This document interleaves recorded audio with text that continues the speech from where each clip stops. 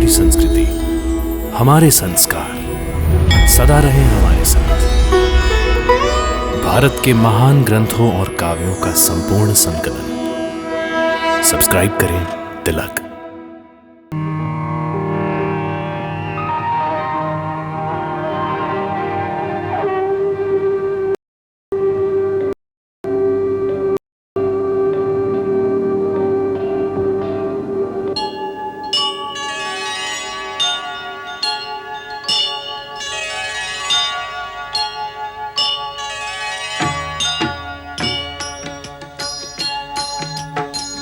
सीताराम चरित अति पावन, मधुर सरस अरु अति मन भावन।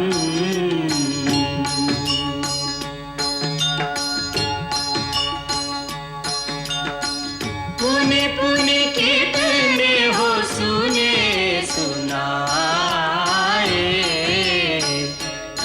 की प्यास बुझत न बुझाए।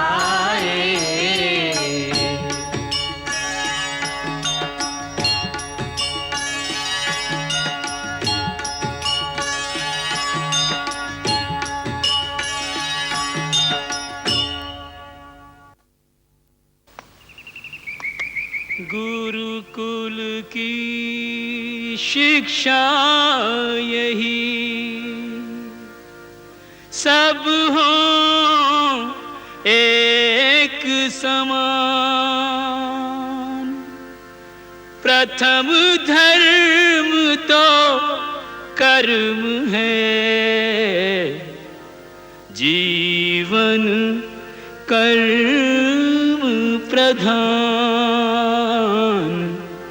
जीवन कर्म प्रधान। हर स्थिति में जी सकें, घर हो या वनवास। कर्मवीर बनकर रखें अपने पर विश्वास। अपने पर विश्वास।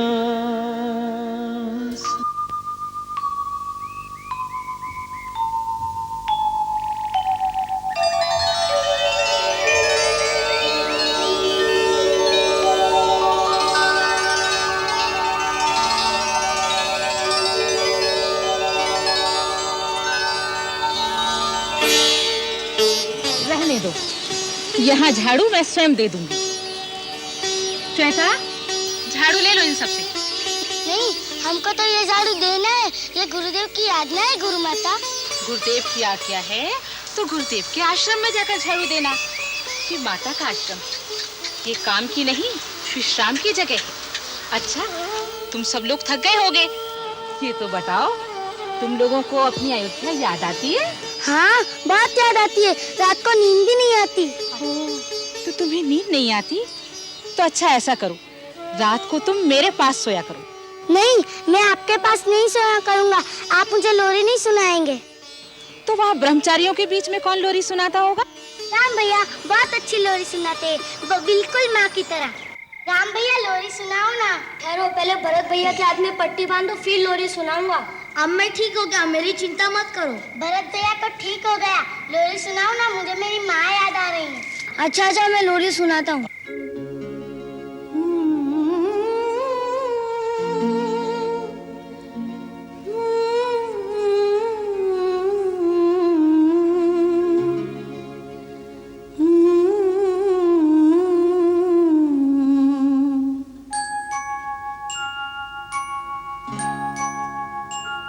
आजा आजा री निंदिया, धीरे धीरे से आजा। राजा बिटुआ की अखियों में समा जा री। आजा निंदिया, आजा आजा री निंदिया, धीरे धीरे से आजा। राजा बिटुआ की अखियों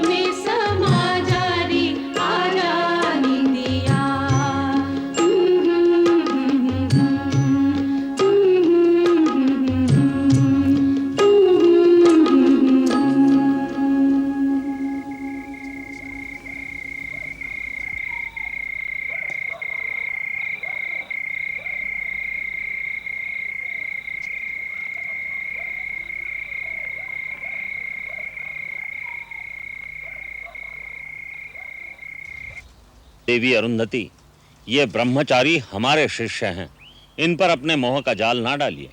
मैं मोह का जाल कहाँ डाल रही हूँ स्वामी?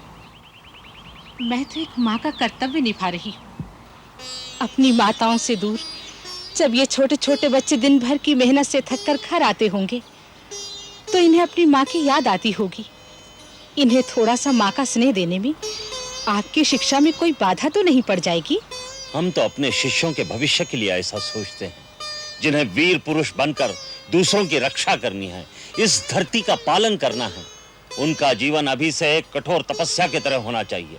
इन्हें कर्मठ बनाना चाहते हैं हम। कर्मठ बनाइए, परंतु पत्थर मत बनाइए। भावना की कोमलता भी रहने दीजिए इनमें। आपने सुंदर बात कही। आप भी इनकी गुरुमाता हैं, इसलिए ये काम आज से हम आपको सौंपते हैं। हम इन्हें कर्तव्य की कठोरता सिखाएंगे, आप भावना की कोमलता सिखाइए। धन्यवाद। मैं इन्हें सामवेद का पाठ शुरू कराऊंगी, जिससे इनका जीवन नीरस न रह जाए।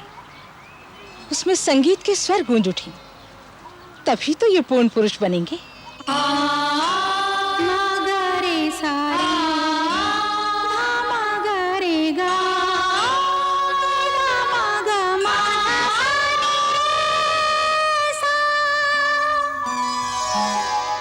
ललित करे नव भोर वंदना, ललित करे नव भोर वंदना। सूर्य बिखेरे रंग सुनहरे, सूर्य बिखेरे रंग सुनहरे। मंद मंद बहे पवन चंदना, ललित करे नव भोर वंदना। निरे गम पद मरे ग, निरे ग नि ग रे सा। सांझ भई पंछी घर आए, सांझ भई पंछी घर आए। मुदित मन यमन राग दोहराए, सांझ भई। सारे मा पानी साई नि ध पध मरे ग सा।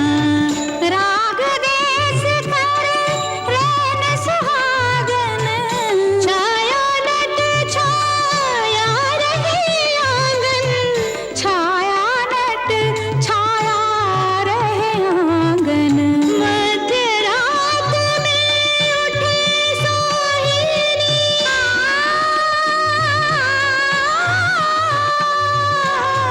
मध्य रात में उठे सोहिनी।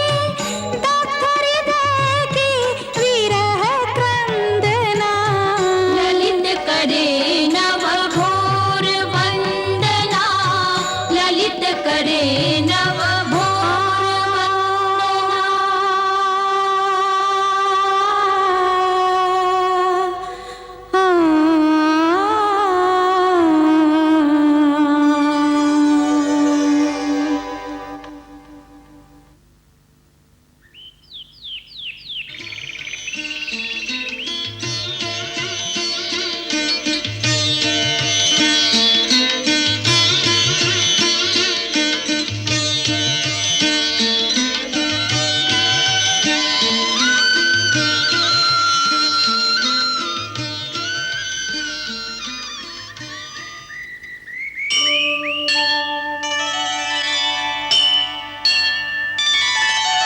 या कुंदेन्दु तुषार हार धवला,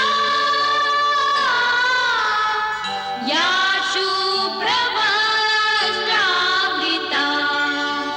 या वीणा वरदण्ड मण्डितकरा, या श्वेत पद्मासना। ब्रह्माच्युत शंकर प्रभृतिभिर्देवैः सदा वन्दिता।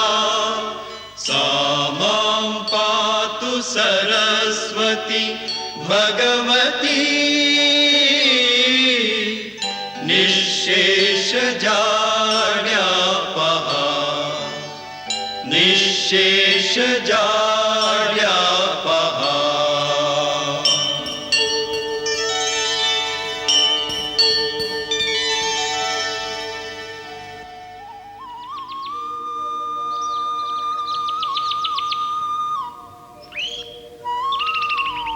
सर्वमंगलमांगल्ये शिवे सर्वार्थ साधके शरण्ये त्र्यंबके गौरी नारायणि नमोस्तुते।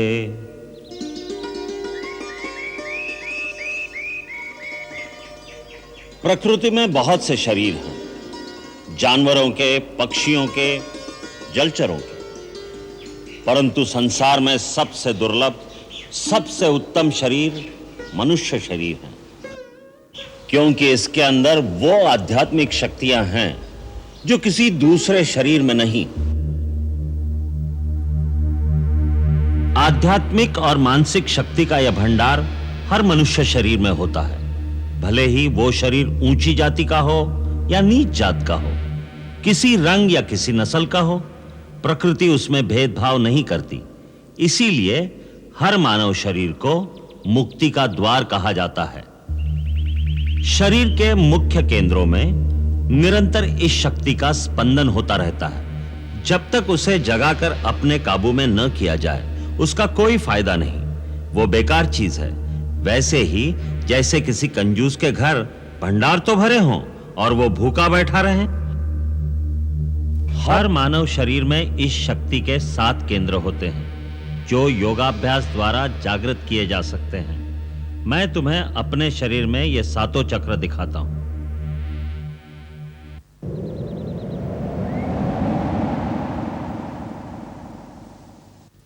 ये देखो, सबसे पहला है मूलाधार चक्र। ये इस शक्ति का निवास स्थान है। यहां जिस रूप में यह शक्ति निवास करती है उसे कुंडलिनी भी कहते हैं। गुरु की कृपा और सहायता से इस शक्ति को यहां से जगाकर दूसरे केंद्र तक पहुंचाया जाता है, जिसे स्वाधिष्ठान चक्र कहते हैं। फिर स्वाधिष्ठान चक्र को भेद कर जब यह शक्ति आगे बढ़ती है तो तीसरे केंद्र पर पहुंचती है, जिसे मणिपुर चक्र कहते हैं।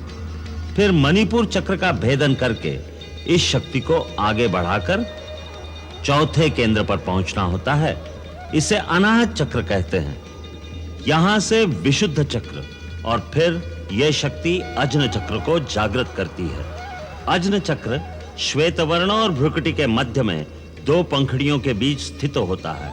उसका बीज मंत्र है ओम ओम।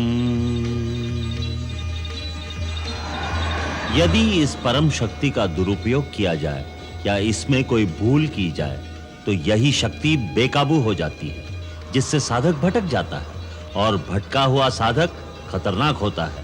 वो इस शक्ति से दूसरों का भी नाश कर सकता है और अंत में यही शक्ति उसका भी नाश कर देती है। इसलिए यह आवश्यक है कि गुरु की आज्ञा और सहायता के बिना यह अभ्यास न किया जाए। जब यह शक्ति जागृत होती है तो सब केंद्रों में ऊर्जा और तेज का एक ऐसा वेग होता है जैसे गंगा का प्रवाह हो। उसका तेज कई सूर्यों की तरह प्रकाशमान होता है।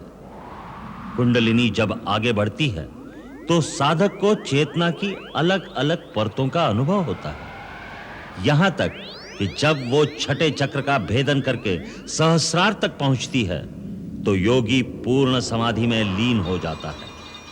जहां रोशनी ही रोशनी है, प्रकाश ही प्रकाश है, वहां पहुंचकर एक अलौकिक आनंद की अनुभूति होती है, जहां मानव की चेतना आदि और अंत की सीमाओं को पार कर जाती है। वो परम चेतना की परिसीमा है, जहां तीनों काल और समस्त लोक उसके सामने प्रकाशित हो जाते हैं।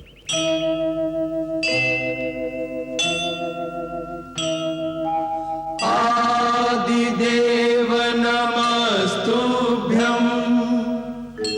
प्रसीद मम भास्कर दिवाकर नमस्तुभ्यं प्रभाकर नमोस्तुते दिवाकर नमस्तुभ्यं प्रभाकर नमोस्तुते लोहितं रथमारूढं सर्वलोकपितामहं महादेवं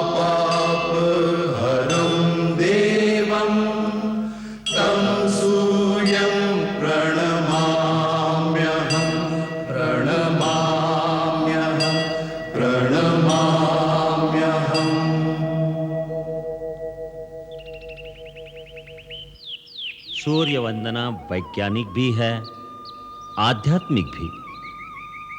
सूर्योदय के समय सूर्य की ओर मुंह करके वंदना करने से शरीर स्वस्थ होता है, मन में प्रकाश आता है और जीव के अंदर ऊर्जा बढ़ती है। यही समय योग साधना के लिए भी उत्तम होता है। योग क्या है? योगा चित्तवृत्ति निरोधा। मन की सारी वृत्तियों को रोककर एक ही केंद्र पर मन का ध्यान लगाने को योग कहते हैं। योग से मन काबू में आ जाए तो सारी सिद्धियां मिल जाती हैं, क्योंकि मन ही इस संसार में सबसे शक्तिशाली है। वही मनुष्यों के बंधन और मोक्ष का कारण होता है, वही पाप और पुण्य का करता है। पुण्य क्या है, पाप क्या है गुरुदेव? किसी जीव का दुख दूर करना, उसे सुख पहुंचाना, उससे प्रेम करना, यही पुण्य है, यही धर्म है। और किसी को पीड़ा देना, किसी का मन दुखाना, यही अधर्म है, यही पाप है। प्रेम ही पुण्य है, घृणा ही पाप है। इन्हीं पाप पुण्यों में घिरा हुआ जीव एक योनि से दूसरी योनि में जन्म लेता, मरता और फिर जन्म लेता रहता है। ये जन्म लेना क्या होता है गुरुदेव? मरण? गुरुदेव, ये मरण क्या होता है? प्राणी जब किसी शरीर में आता है तो उसे जन्म कहते हैं, और उस शरीर को छोड़कर किसी और स्थान पर चला जाता है तो उसे मरण कहते हैं। असल में केवल शरीर मरते हैं, आत्मा नहीं मरती। हमारे अंदर जो जीवित है वो जीवात्मा है। हम सब जीवात्मा ज्योति कणों की तरह समय की अनंत लहरों पर बहते चले जा रहे हैं, बहते चले जा रहे हैं। असल में हर जीवात्मा इस अनंत पथ पर अकेली ही सफर करती है। रास्ते में द्वीपों की तरह कई धरतियां, कई लोक आते हैं, जहां हम जन्म लेते हैं, जहां जन्म लेकर हम दूसरे जीवों के साथ मिलने बिछड़ने, दोस्ती दुश्मनी का खेल खेलते हैं। फिर एक दिन वहां का शरीर भी छोड़कर हम समय की लहरों पर फिर से अकेले ही आगे चल देते हैं। बिछड़ने वालों का मोह थोड़ी दूर तक पीछा करता है, परंतु जीव तो नए नए रूप धारण कर लेता है। नया जन्म होने तक वो कई नए नए लोकों के बीच नए नए रूपों में अकेला ही भटकता रहता है, भटकता रहता है, भटकता रहता है। इसका अंत कहां है? अंत केवल मुक्ति में है, और मनुष्य मुक्ति तभी पा सकता है जब पाप और पुण्य दोनों से परे हो जाए, क्योंकि पाप और पुण्य दोनों ही जंजीरें हैं, एक लोहे की, एक सोने की। परंतु जब तक जिएगा कर्म तो करेगा ही। वह कर्म या तो पाप होगा या पुण्य होगा। फिर प्राणी कैसे छूटेगा माया के इस बंधन से? तुमने ठीक कहा राम, कर्म तो करना ही पड़ता है, परंतु जब कर्म निष्काम कर्म हो जाता है, फल की इच्छा से रहित हो जाता है, तो जीव कर्म फल से मुक्त हो जाता है। इसके दो ही सरल तरीके हैं, एक भक्ति और दूसरा साक्षी भाव का अभ्यास करना, अर्थात कर्ता का अहंकार छोड़ना, कर्ता होते हुए भी दृष्टा हो जाना। कर्ता होते हुए दृष्टा कैसे हो सकता है गुरुदेव? मेरे पास आओ, मैं बताता हूं।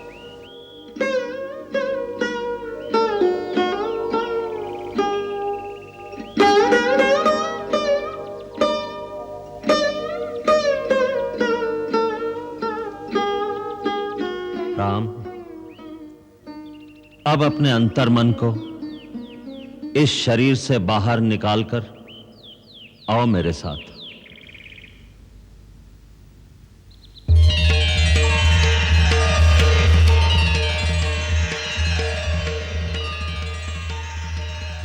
अब यहां से देखो, अहंकार और माया का संसार। एक गुरु है वशिष्ठ, जो अपने आप को बहुत बड़ा ज्ञानी समझता है और अपने शिष्यों पर अपनी विद्वत्ता का सिक्का जमाने की कोशिश कर रहा है। परंतु वो तो बहुत अच्छा काम कर रहे हैं। विद्यादान तो पुण्य है। पुण्य है, परंतु पुण्य में भी एक डर है। यह अहंकार पैदा कर सकता है, जिससे बचना चाहिए। उधर देखो उन बच्चों को।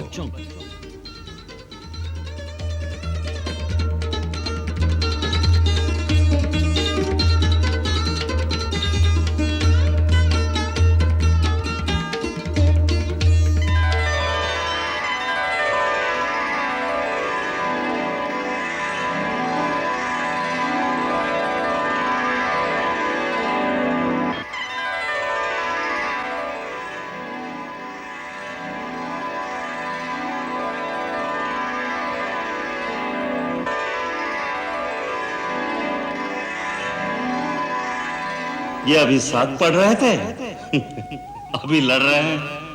इन्हें इनका अहंकार लड़ा रहा है, क्योंकि हर बच्चा अपने आप को दूसरे बच्चे से अधिक बुद्धिमान समझता है। यही हाल बड़े लोगों का है।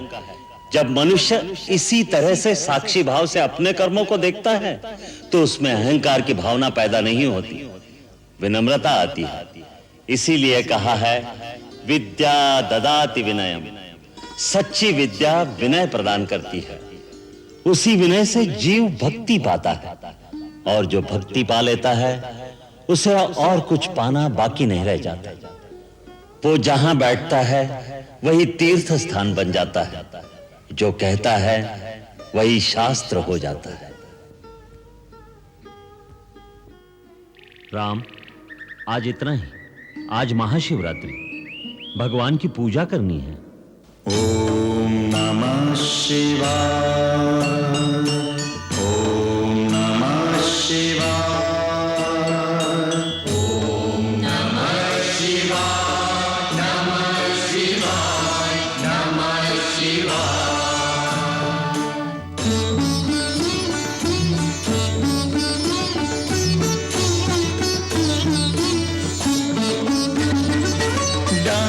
डमरुपाणि शूलपाणि हे नटराजन नमो नमो नमो नमो नमो नमो नमो नमो नमो नमो। शीश गंग भस्म अंग करते धारण नमो नमो नमो नमो नमो नमो नमो नमो नमो डमरुपाणि शूलपाणि हे नटराजन नमो नमो।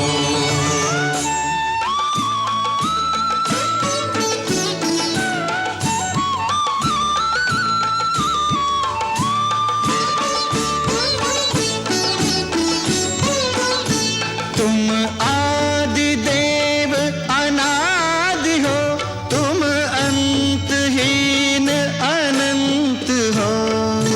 ओम नमः शिवाय। श्रीमंत हो, भगवंत हो, हे नाथ गिरिजाकंत हो। ओम नमः शिवाय। नमः शिवाय। शशि ललाट तन विराट हे त्रिलोचन नमो नमो नमो नमो नमो नमो नमो नमो नमो नमो। डमरुपाणि शूलपाणि हे नटराजन नमो नमो।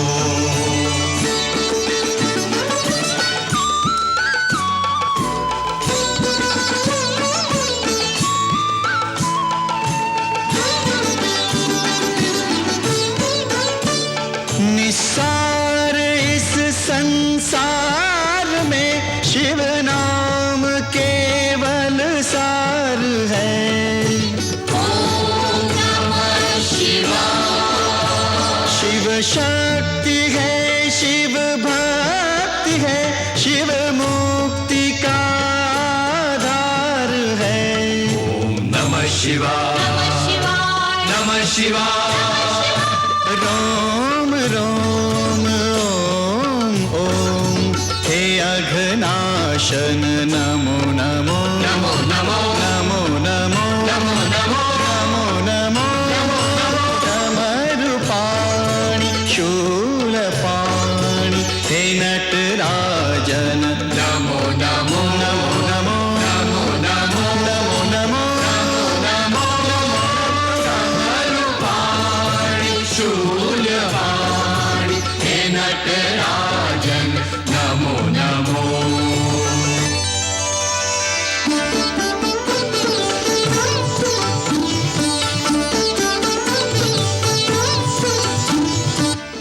प्रभु कैसी सुंदर वीणा बजा रहे हैं, नृत्य को जी चाहता है।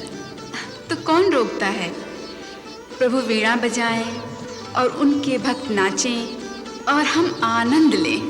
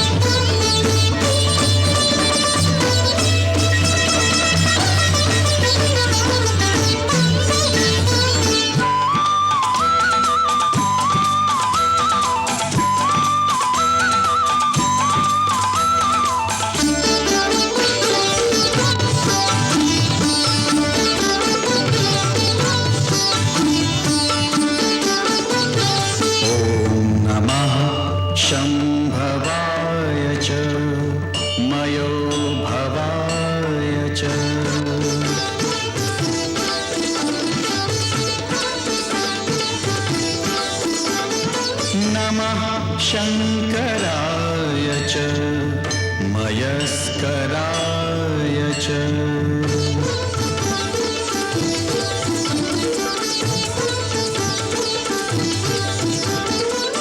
नमः शिवाय च शिवतराय च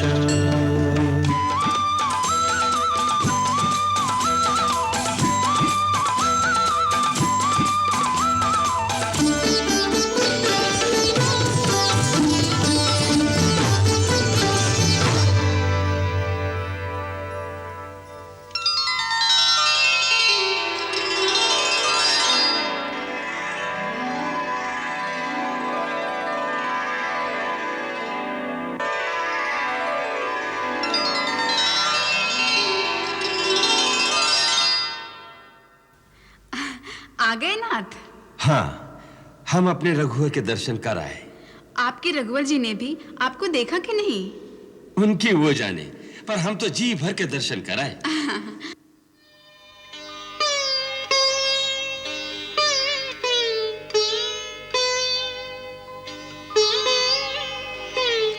प्रणाम महारानी। ये सब क्या है हरिसुमंत? चारों कुमारों के नए वस्त्र। गुरु आश्रम से संदेशा आया है कि चारों कुमारों की शिक्षा दीक्षा पूर्ण हो चुकी है। माता पिता के भेजे हुए वस्त्र पहनाकर विद्यार्थियों को गुरु आश्रम से विदा किया जाएगा। क्या हमारे बच्चे इतने बड़े हो गए? महारानी, समय के साथ सब बदल जाता है। मैं आपसे आशीर्वाद और आज्ञा लेने आया हूँ, उन्हें लाने के लिए। वो घर आ रहे हैं, हमारे बच्चे घर आ रहे हैं, ये सोच कर ही हमारा धैर्य छूटा जा रहा है। चाहिए हरिसुमंत, हमारे बच्चों को जल्दी से आश्रम से विदा करा के ले आइए। आज तुम्हारा गुरुकुल में रहने का अंतिम दिन है। मुझे जो विद्या तुम्हें देनी थी वो पूर्ण हो गई। आज दीक्षांत समारोह के समय मैं तुम्हें अंतिम उपदेश देता हूं। सा विद्या या विमुच्यते। सच्ची विद्या वही है जो मुक्त कर दे। इसलिए आज से मैं तुम्हें अपने समस्त आदेशों से मुक्त करता हूं। अब जीवन पथ पर बढ़ने का मंत्र होगा आत्मदीपो भव, अर्थात मेरे आदेशों का अंधविश्वास करके पालन करना आवश्यक नहीं। अपनी विद्या, अपने विवेक के सहारे अपना धर्म, अपना कर्तव्य स्वयं निश्चित करो। शास्त्रों के अनुसार मनुष्य को जीवन में 3 ऋण चुकाने होते हैं: देव ऋण, पितृ ऋण और आचार्य ऋण। देव ऋण भक्ति और पूजा से चुकाया जाता है। सब प्राणियों में भगवान का रूप देखोगे तो सारे प्राणी तुम्हारे लिए पूजनीय हो जाएंगे। यही भगवान की सच्ची पूजा है। इससे देव ऋण चुकाया जाता है। अपना सुख त्याग कर माता पिता की सेवा में समर्पित होने से ही पितृ ऋण चुकाया जाता है। अब रही मेरी गुरुदक्षिणा। तुम अपने आचरण से और कर्म से इस संसार में सुख, सुंदरता और प्रसन्नता फैलाओ। मानव धर्म के आदर्श स्थापित करो। दिलों से बैर निकालकर उनमें प्यार के बीज बो दो। यही वचन तुमसे लेकर मैं तुम्हें आचार्य ऋण से मुक्त करता हूं। मेरा आशीर्वाद सदा तुम्हारे साथ है। मुझे जब भी याद करोगे अपने पास पाओगे।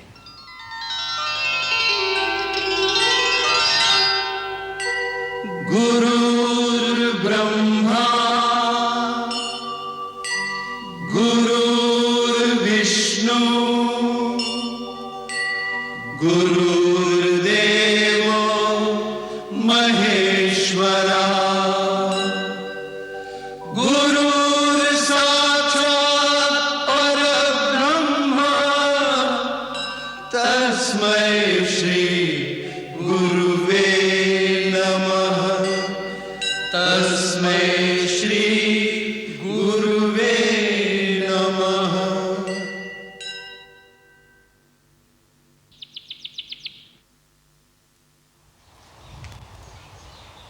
इतने बरस आपके ममता की गोद में बिताकर जाते हुए बस आपसे एक ही प्रार्थना है गुरु माता कि इस ममता के आंचल की छाया हम पर सदा बनी रहे। जाने अनजाने यदि हमसे कोई भूल चूक हुई हो तो हमें क्षमा करना। तुम तो कोई भूल कर ही नहीं सकते राम।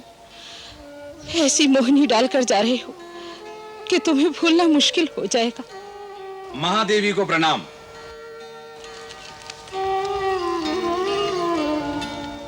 गुरु माता अरुंधति की चरणों में दास सुमंत्र का सादर प्रणाम। कल्याण हो आर्य सुमंत्र। महारानी कौशल्या ने राजकुमारों के वस्त्रों के साथ आपके लिए कुछ उपहार भेजे। धन्यवाद कहना। आशीर्वाद देना अयोध्या की महारानी को। राम, भरत, शत्रुघ्न, लक्ष्मण, आर्य सुमंत्र अयोध्या के महामंत्री और तुम्हारे पिता के बाल सखा भी हैं। इन्हें प्रणाम करो। प्रणाम आर्य सुमंत्र। चिरंजीवी हो, यशस्वी हो। आप ठीक समय पर आ गए हैं आर्य सुमंत्र। इन्हें अयोध्या भेजने से पहले राजकुमारों की तरह सुसज्जित करने में आपको हमारी सहायता करनी होगी, वरना कहीं महारानियां ये ना कहें कि हमारे राजकुमारों को फूहड़ और गंवार बनाकर भेज दिया है। चलिए।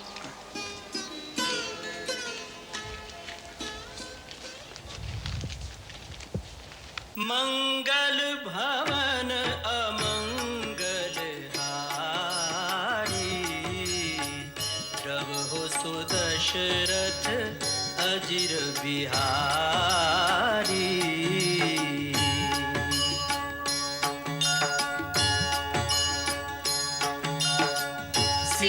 सीताराम चरित अति पावन मधुर सरस अरु अति मन भावन।